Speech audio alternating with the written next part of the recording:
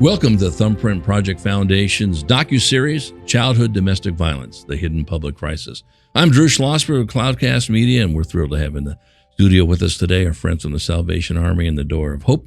We've got Megan Dowell. She's Director of Homeless Services for the Salvation Army, joined by her colleague Amy Vance, the Director of Door of Hope. Welcome to the show. Thank you. Thank you for having us today. Absolutely. We're going to start with you, Megan. How long have you been involved with the Salvation Army? I have been working for the Salvation Army for a little over 5 years. I started actually as the Director of Door of Hope, and now I'm serving as the Homeless Services Director. Right. Have you always been passionate about working in this space? Yes, passionate about definitely helping underserved populations, but I've been working in homeless services for about 12 years. Right. All in San Diego? All in San Diego. Yeah, I'm actually a San Diego native. Oh, very good. Yeah. You know, and much has been written in newspapers in San Diego, and of course in the news that, San Diego has got a pretty hefty homeless population. We do. We do indeed. We definitely, the region's trying to come together to have a coordinated effort around solving homelessness and ending homelessness. Right. We are trying really to establish prioritizations in San Diego and to meet the needs of the most vulnerable people who are experiencing homelessness. I know one thing, San Diego tends to be very collaborative in many ways, and I think in this area too, and, working with a very cool cats, so to speak. A friend of mine runs Father Joe's Villages, yes. Deacon Jim Vargas, and you've got just so many people just really rowing in the same direction here, and it's an important cause to get our hands around, and you folks have done a nice job, and there's a lot more work to do, and I know that. Yes. And hopefully we can support your efforts on that. And Amy Vance, talk about your background. Hey, thanks for having us today. You're welcome. I started my social services journey actually on the streets downtown, working for Father Joe's, doing homeless outreach, and really fell in love with it. At the time, I myself was in a shelter, so it's an interesting story. But, really diving into homelessness and the needs of the community has been an amazing adventure for me over the past 8 years, off and on in homeless services. Definitely echoing Megan's statement on underserved populations. I've worked in the welfare to work space, workforce development, a real advocate for people with disabilities, both mental health and physical disabilities, and then landing at the Door of Hope early 2020. So right before the pandemic hit. So Right. really, again, diving into services in our community for homeless and those experiencing domestic violence and people who have experienced human trafficking. Right. So Door of Hope is a program of the Salvation Army, right? Yes. And exactly. how long has that been in existence? So the Door of Hope has been in existence Yeah. since 1930s, I believe. So Right. in 1930s, we were actually located in Ocean Beach. Right. And the mission of Door of Hope, or the purpose of Door of Hope, has always been to kind of meet the needs of women and women with children. Right. So early on in our history, we were really took care of and sheltered unwed mothers when it was very unacceptable to be a woman that found themselves pregnant and Right. not married. So that was kind of the first purpose of Door of Hope, and we have over the years progressed and evolved to meet the needs of the community. Right. Are there a Door of Hopes at all Salvation Army facilities, or not? There's similar programs in Yeah. terms of transitional housing Right. and interim housing and rapid rehousing. So interventions for people experiencing homelessness. Right. But we are the Door of Hope. Right. Exactly. You had mentioned to Amy that you were a sheltered mom. Okay. Yes. And went through the transition, all that. Talk about that. Sure. I currently have a 13-year-old. I have an older child as well. But I found myself a victim of domestic violence in the middle of my pregnancy for the first time. It's a really difficult time for someone to go through that type of experience. I was only with him until my child was 1 month old. And I actually left the state for a bit of time to kind of escape the violence. When I returned to California through a series of court orders for visitation, I continued to experience violence and found myself with nowhere to go. So I put all my stuff in storage and checked me and my 2 kids into a shelter just before Christmas. It is 1 room with a bunk bed in it. And at the time, I think my kids were 9 and 11. I mean, they were very young. So, I'm sorry, 9 and 13. So, it's just definitely difficult to really capture when you've lost everything. So I really felt that I had lost everything. And so I think it's really a great circle that I've come in to be the director of Door of Hope, because it really shows that there are pathways out.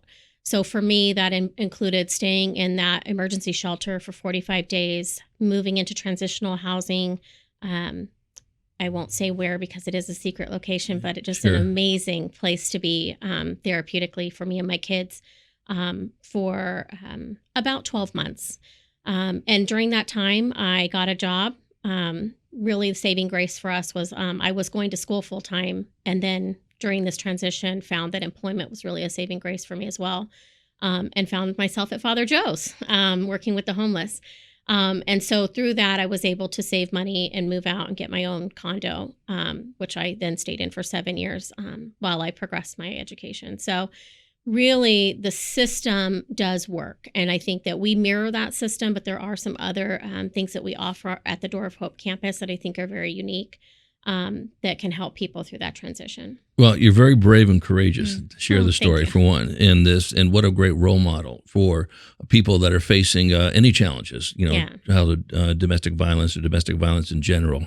Huge on that, but even more, the people that maybe need to overcome cancer or coming other things that can learn from a lot what you've done on that. And I want to go back and chat about that when we get later in the interview about what advice you can give people for that. Now, I know sometimes it's in people's DNA and sometimes it's not, but certainly that's very, very important. Megan, talk a little bit about how important it is for the Salvation Army is not necessarily a handout, but it's more a handout. Yeah. It's so important. I think the people that come to us are trauma survivors. They've experienced lots of different barriers and trauma. They have very layered barriers to their progression forward. And so if it's very important for when they come in for us to help with skill building, especially some of those soft skills like confidence, self-esteem, those things that many of us take for granted because it's something that foundationally you get from your family of origin. And the folks that we work with haven't had that established for them. So again, really working on that skill building, and so that they don't have to be reliant on other people. So us providing that safe, secure place and a place to kind of practice some of those skills that are hard to learn at, kind of an advanced stage in life, especially if you're a single parent and have lots of different demands on your time. And you bring up a very, very good point, and it's sort of been the theme of our docuseries, Childhood Domestic Violence, The Hidden Public Crisis, as we talked to some of the experts, over the last few weeks on this, is, that there's a lot of people out there that have never been hugged, have never been told I love you, and certainly you see a lot of those people in that aspect, and it's unconscionable to people that have come up from, childhoods where I can't even imagine my parents not doing this. Well, guess what? It happens in that area. So I'll start with you on this one, Megan, and you can add to it too, Amy. The people that work with you in your work at Salvation Army and you at Door of Hope, they must do some pretty extensive training to get people to understand that this is the type of person that's going to come through the doors. Sure. Yeah. We focus a lot on trauma-informed care, which is, a best practice for anyone that's serving an underserved population and people who are trauma survivors. So we know that, the people that we were working with, all of them, or a large percentage, I don't know a statistic, but a very large percentage have had an adverse childhood experience, which means at some point in their childhood or for continually in their childhood, there was trauma. Either their parents were, there was domestic violence in the home, there's drugs and alcohol abuse in the home, there's lots of different things, lack of education, lack of employment, generational poverty. So yeah, we know that we have to consider that trauma when working with the folks that we do, that we need to keep that in the forefront of our mind, because people have responses to trauma, and they react to ways their brain gets rewired to react in different ways. And so that is a very important part of our monthly and annual training that we do at the Door of Hope and with any of our staff that work alongside of this. Right. And I think, Amy, you can jump on this one too, is that much has been talked about and written about, probably since people were walking upright, of course, when domestic violence became an issue, and it's been an issue, for a long time, is breaking that cycle. Yeah. And, easier said than done. Very, very difficult, because the ones who are sitting there perpetrating this were probably abused as kids as well. And then their grandparents were, and their great-grandparents. Talk about that. I think what's what we really focus on at the Door of Hope is resiliency. Excuse me. Yeah. So we focus on resiliency, and I think that how you build that really is built into the core of our programming. We have a therapist full-time on site, and I think that it is so important to connect people in that way to therapeutic services.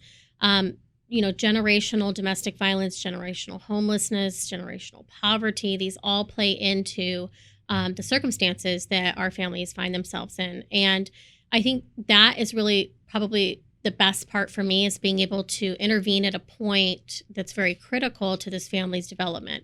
We have funding and goals and, numbers and boxes to check. But really what it comes down to is, have we provided a foundation for a family to move on without that violence?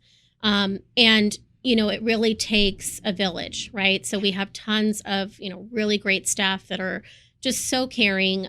We are the Salvation Army. We're a faith-based organization. A lot of our staff are really based in that faith of service. And so, you don't always have to walk the walk to be able to, help people through their journey. But it is important that a lot of our staff have had themselves their own paths and trauma that they faced and overcome. So I think that is important.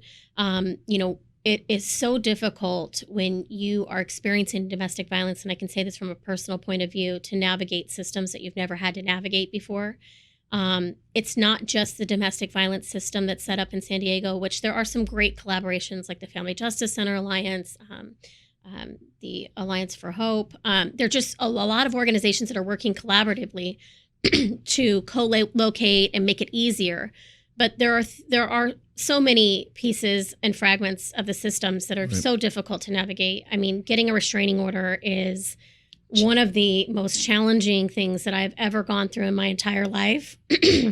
Family court, custody court, child support. I'm still navigating that to this day. It's just difficult. And if you have that support to help you walk through these systems, it's not just the system of domestic violence. Many of these women have to go to, your Family Resource Center for welfare benefits, Social Security office for benefits for disability. You've got to go through an educational system. And when you compound those with the mental health issues that you're going through when you're experiencing domestic violence or have recently experienced it, it's just so much to take in at one time. And I think that's the moment when we connect with families. And so it's really a great opportunity. Yeah, I think for sure we see people come to us who are overwhelmed, and they're used to living in chaos, and everything's in turmoil, and everything's upside down, and they've been told that they're stupid and ugly, and so they need space, they need time to recreate that sense of self, also to really appreciate and also feel confident as a mom again too. I think that's an important part of our services too. So Yeah, obviously it's so powerful and so emotional from every single core, Yeah. and it just shakes you to the core. We're chatting with Amy Vance. She is the director of the Door of Hope for Salvation Army, joined by her colleague, Megan Dowell, the director of homeless services for the Salvation Army. I'm Drew Schlossberg with Cloudcast Media, and you're listening to the Thumbprint Project Foundation's docuseries, Childhood Domestic Violence, The Hidden Public Crisis. Megan, talk a little bit about Rady has built something on your site, have they not? Yes. So the Mr. and Mrs. Rady generously donated a large sum to the Salvation Army in order to have us realize our Rady Residence on the Door of Hope campus. So Rady Residence is a brand new building opening hopefully in October of this year, so a couple weeks away. Congratulations. Thank you. Yeah. So, and it'll be 32 units, 1, 2, and 3 bedroom apartments for families experiencing homelessness, many who are coming from domestic violence. We also will be able to expand our already existing human trafficking program, so we'll be doubling that. So really serving those women and men who are coming out of trafficking, but also with children, which is a very needed resource in San Diego. And much has been written about that as well. Human trafficking, I think it's opened up a lot of eyes that people that got San Diego is a hotbed for human trafficking. What are you talking about? I know there are other parts, well, why San Diego? And a lot of great organizations that are, rowing in this direction on this. Yes. I know the San Diego Women's Foundation just did some big grants on to that aspect as well. But part of it is, and I think you folks do such a great job, the Salvation Army and obviously the Door of Hope, is communication. You are just open as much as you can be. Obviously there's certain things you have to deal with confidentiality, but you let people know what the services are, and this is what we have to offer. And if you don't ask, we can't help you, and all that business is. And I'll start with you on this one, Megan, and you can jump on it too. Amy, is it hard to find people that are going to come out and admit that they have been the victims of domestic violence? Yeah, so I think we do see that on occasion, that families will come to us because for many of our programs, the qualifying element is that they're experiencing homelessness. But many times people come to us and they don't relate, they don't accept that they are a survivor or that they have experienced that, or they don't even classify it as domestic violence or even trafficking, which we see probably a little more often, that they're very dismissive of the signs and signals. And really, I think that there is such blame or judgment put on the survivor in terms of like, why would you stay? Why didn't you get out? It's a very complicated issue. And as we know, because we go over it time and time again, is the cycle of violence is very tricky. From one day you fall in love with someone, and then that person maybe progressively becomes, isolates you from your family, then, starts controlling the finances, then asks you not to work outside the home, then starts becoming physical. So we know that violence, and then after that cycle happens, it's all about the honeymoon period where there's reconciliation, and I'm sorry, I'll change, and we'll get back on track, and I love you so much, don't leave me.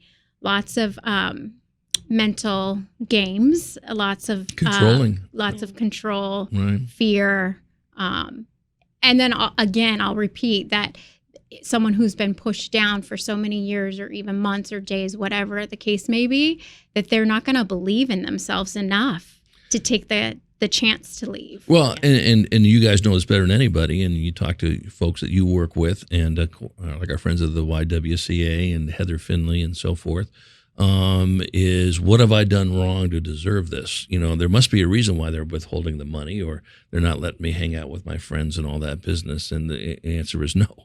It's domestic violence, and domestic violence doesn't have to be physical. It's just as much as mental. Let me ask something, Amy, here, especially with your experience being a sheltered mom. What are the first 3 things you address or you triage when you have a new mom and child to come to your campus? Well, and I think that this was for the Door of Hope. It was very similar to what I experienced when I was in that situation. Is that the first thing that you need to do is safety plan. It really is talking about, are you safe here? Does anyone know that you're here? Does he know that you're here or she? What are the circumstances around the violence so that we can ensure that you're safe here? Because the Door of Hope is definitely a safe campus. We want to make sure that everyone's safe. We have some really great collaborations with other providers in case, their location does become known. We can do some interchanging with residences. But we look at their safety plan. We also really look at what are the needs immediately for that family. And I think that is very individualized. So, I think it's a misconception that everyone that experiences domestic violence comes from poverty.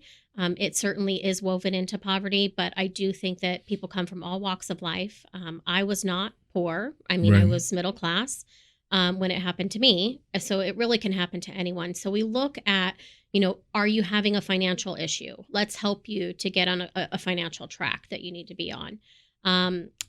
What was fractured in that move? There's many different moving pieces. Are your kids still involved with school? We want to make sure that they're still going to school and getting those services.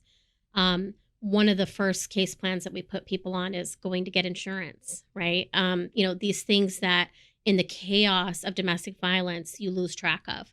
If you've lost your job recently, you've lost insurance. If you have moved, you're moving schools usually. So it's a big upheaval, and we want to make sure that we're walking hand in hand with clients, but we also so much want to empower them so that they understand where are the resources. We're the experts, right? So when people come to us, we need to know who has the funding for what and where and how do I get to it?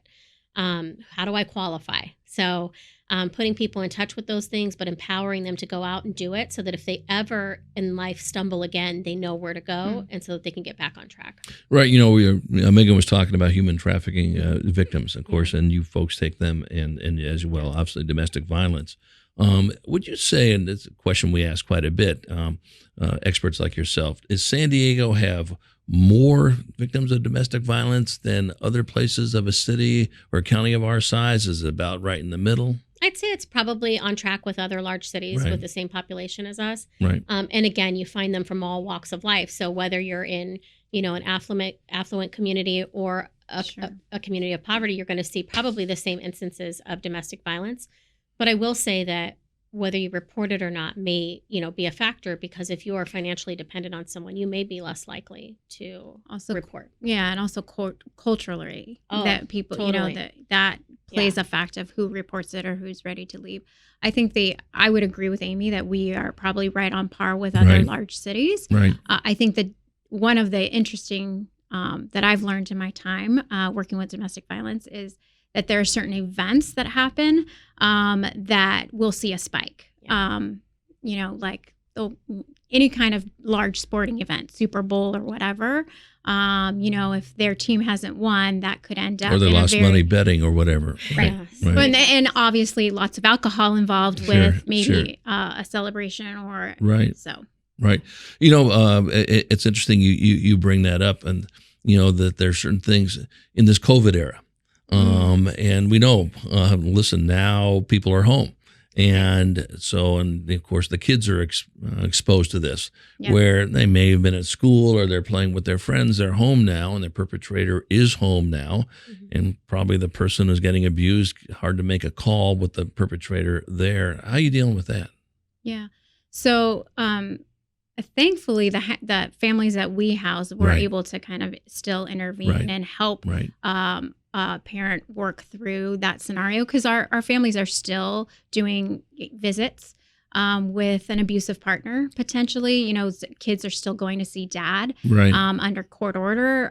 So helping a parent kind of walk through that process and advising them, or even, just saying, yeah, that's right. You do, you're thinking what you're feeling and thinking is valid and right. And you have the right to go step forward and tell the judge about that, or whatever the case is.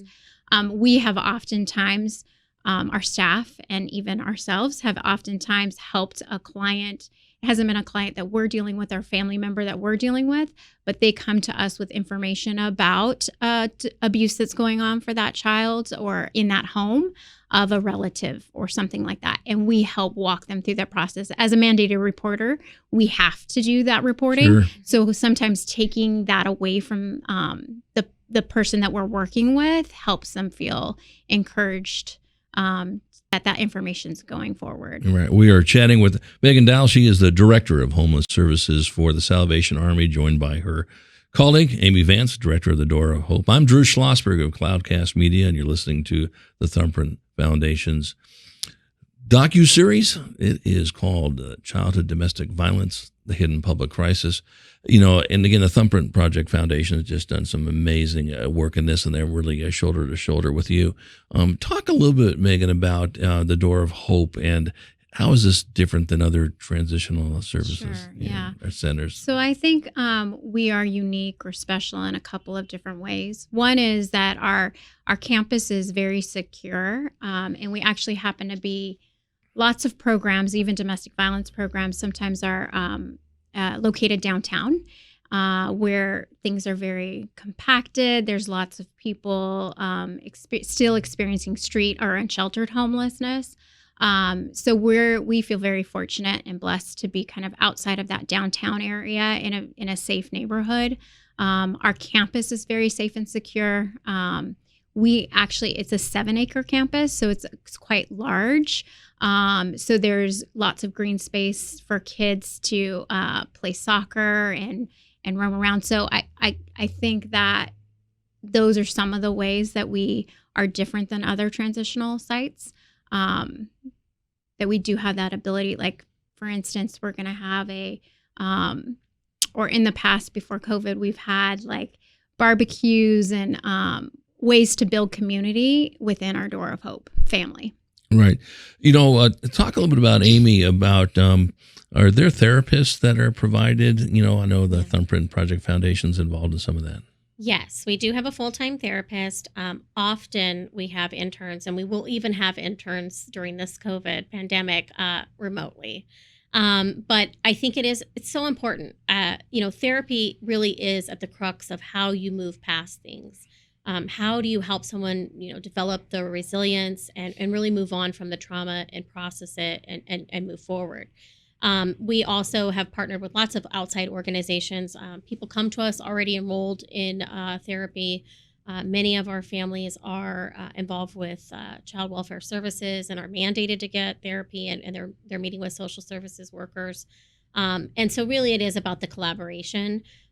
We have had just some amazing success with therapy where, our parents and families have moved out and moved on and still touch base with our therapists. So it's pretty exciting. Do people pay for the services? Everything is free. We do charge a rent for one of our programs, our transitional living program, but it is based on their income at the time, and that's constantly recalculated. But all the other services are free. So it really is kind of a all-in method. Right. So do the people, and you can answer this one too, Megan, so the ones who have benefited from your services, okay, Salvation Army, Door of Hope, and some of the other things you're doing, do they ever come back and work for you as mentors? And because we all know when someone's gone through it, like you, okay, there's a lot of street cred, if that's the right word for it, Sure. but it's true, you know, and talk about that. It's very common actually that especially within the Salvation Army, as I've worked for other organizations, the Salvation Army really kind of, I think the faith-based keeps people embraced in the family, I guess, and keeps people engaged and really believing in the mission of the Salvation Army. So we have probably several, I couldn't give a number, but several staff who have graduated from our very own programs that work at Door of Hope. And that is my experience at other programs of Salvation Army too. So I think it's a very common thing for people to kind of want to give back too. So not to necessarily say like, I've done it, you can do it too, though that's helpful. But it's like people were there for me when I was in need, and I want to be that person that's there for others. Well, and I think it's comforting to know that they're not in this alone. Yeah. I'm again preaching to the congregation Yeah. here, and that as you pointed, there were some folks for me, and I'm here for you. Yeah. That no, this is something that don't blame yourself for this. Right. We're here to help and all this, and listen, and with success stories like Amy's and all that business, and you're, as you mentioned earlier, you're still living through some of the stuff with the child, and all that business. I mean, in some ways, it probably seems like it'll never end. But but that said, I mean, listen. And it's unimaginable that you're gone through this, but there's a lot of people that have gone through this with you. But again, I want to go back to this part I talked earlier about, and I just have such admiration for your courage and your bravery. Where did you find it within yourself? Because of the kids, and say, I need to do it for everybody. I need to do it for myself. If I can't take care of myself, I can't take care of the kids. Yeah. I think it really is. It was my kids, and it still is my kids. What drives you? My kids. I get up every day for my kids. Right.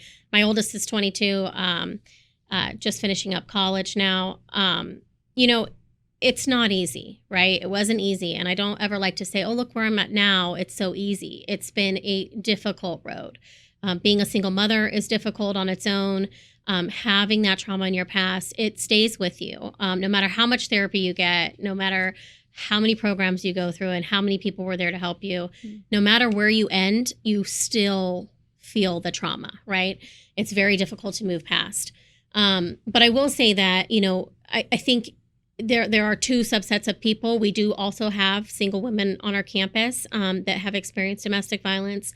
I would say for the homeless women that come to us in our singles program, just a lot of trauma. It's still difficult to walk away from a domestic violence situation as a single woman, but with your kids, it is definitely difficult. But I think that, where do you find resilience? I don't know, because I see it. I see a little spark of it in every resident that we have, right? Every resident with every background, you can see that little spark. And I think it's how you fan that flame. And that's why I think it's so important to have, these key people, your therapists and your case managers, and even the resident assistant that's just there to monitor programs overnight while you're sleeping. It's those little conversations and little things that you do for people that add up, that you start to build a kind of a different landscape, that there are people out there that are good, because when you're in the domestic violence situation, you start to think that everything is bad. And so you really need to find those people along your trail that are good. And so I think that we do our best to put them in touch with people that will long-term be able to help them in that way. We know that residents build relationships between themselves while they're in the programs. I have lifelong friends that I met in transitional housing that I will never forget. But just to piggyback on you guys' last conversation, is that those friends that I met are now just amazing advocates for people in domestic violence and human trafficking. So it's amazing how we all ended up in the same career, the same career track. But it's something inside of you that says, if I can do it, I believe in you that you can do it. And, I think and one of the big things for me was I had always really strived very hard to keep a good home for my kids, no matter what was happening in our lives, because stuff happens in everybody's life. But moving into a one-room shelter is very humbling, with nothing. We were there at Christmas. It was very difficult for my kids. I'm a big Christmas person. And so, you try to give them the normalcy, a little piece of normalcy. Right. And what keeps you going is really just knowing that there's something better. And I think it's just that little spark. Somebody had to fan that little spark. For me in transitional housing, it really was my fellow residents, right? In the beginning, I thought, I'm not going to talk to any of these people. I'm going to stay very focused on my own goals. I don't want to get distracted. And in the end, it really helped me to talk to other people. Yeah. Right. And I think you were mentioning earlier, Megan, talking about the training, of the people that work with you. Yeah. They must be just the most amazing listeners in the world, because you can't sit there and try to fill in the blanks here. You have to listen, because each person has a different story, and so forth. Talk about that. Yeah. So we do a lot of training about reflective listening and helping someone feel heard, because as you can imagine, The folks that we're working with have not had anyone hear them out, from time of baby till, them leaving their domestic violence situation. So, I think it's very important. We role model that. Sure. We practice it too, because we are human. So we are always on kind of the watch for our own stuff to not get in the way of our services that we're bringing to right. Those in need. Yeah, I mean, it's got to take a special person to do all this. Amy, I want to go back to something that you had said too, and it's so important that the people that come through Door of Hope have distance from that perpetrator. Okay, and psychologically, physically, whatever, spiritually, whatever the case may be. How do you do that? Gosh, it's really hard sometimes, right? Because people are, families are interwoven financially and emotionally and psychologically. And it really is a pattern usually over time that develops of, beating down self-worth, beating down, your self-esteem. And so many of the women that come to the campus are still somehow connected in some way. If they come to us with children, they are always going to be connected to that person, unfortunately. Not everyone who perpetrates domestic violence goes to jail or prison. My perpetrator never went to jail for mine, for my violence. And so, it's a tough pill to swallow, because sometimes that person's still outliving their lives and you are trying to put the pieces back together for your life. Right. And so our case managers work so closely with them to ensure that we have that safety plan in place, that, if they need a new phone, we'll help them get that new phone. For me, that really was the biggest piece, was that first step for me was getting a new phone number that he didn't have, because he could call and text all the time. And it was always so negative and rough for me, because it would put me into this spiral psychologically, that I would never get rid of him. And so we know that about our families that come to us. And so we also know, as I know personally, is that, oftentimes they're required to continue to somehow have some communication regarding the children. And it's very tough. I think that, therapy helps. Court advocates really help. There are not enough court advocates in San Diego, for sure. I never had a court advocate, and I really wish I had one, because that system is one of the only systems that I can say that I didn't win. I've never won that battle. I don't know how to do that court thing. And it doesn't always go the way that you plan. So it's something that you have to kind of, at times, really walk through the process with someone to understand what the abuse is. Oftentimes, child support can be used as leverage. They have joint bank accounts. I mean, their phones are in someone else's name, right, that has control over the phone and every message and call and location. So there are a lot of different factors, but I think that we have learned to really address all of those things and make sure that that they know what those things are too. Right. And recognize them. I think another important part is that sometimes people come to us and they're in different levels of reckoning with what's happening in their life, and so sometimes they may not be very ready to totally cut the ties. And I think it's our job, our staff's job, to kind of come to them, present them with scenarios or situations or resources, referrals from a non-judgment, there's no judgment here, but would you consider this? Or this might be something that you'd wish to look at because we know that this might be the next move from someone who has acted this way, so I think it's our, so a little bit of what the staff does is definitely education, right. And trying to meet that person where they're at, to say, okay, we might not be ready for changing the phone number, but it's a resource. We have it. When you're ready, we'll be here. So Megan, talk a little bit about, and I'll ask you the same question, Amy. Obviously, it's a very difficult situation, but you folks, thrive in difficult situations. Do you have any stories that just come out? Man, this was a great success story with someone. Do you have any in mind? Top of your head? There are so many. Right. There are so many. there's one family in particular Yes. that lived with us at Door of Hope. And it was a mom with 3 children, one high school aged, one elementary, and then one that was just starting preschool. And she came to us with, she came from domestic violence from the younger two's father. So still doing visitation, still in that process of working through the court and all of that. She also had the complication of she had worked her way back to getting custody of her children because of her substance use disorder. Mm-hmm. So she had been involved with meth. She had been, she had some criminal background now because of that. And all of that was coping skills from the trauma that she survived as a child, that lived through and kind of perpetuated in her adult life, and now was seeing herself perpetuating it in her very own kids and wanting to stop that. So by the time she came to us, she had gotten her kids back. She was ready for the next step, but feeling very defeated, I would say, on a daily basis. She had that criminal background, so getting employment was very, very difficult.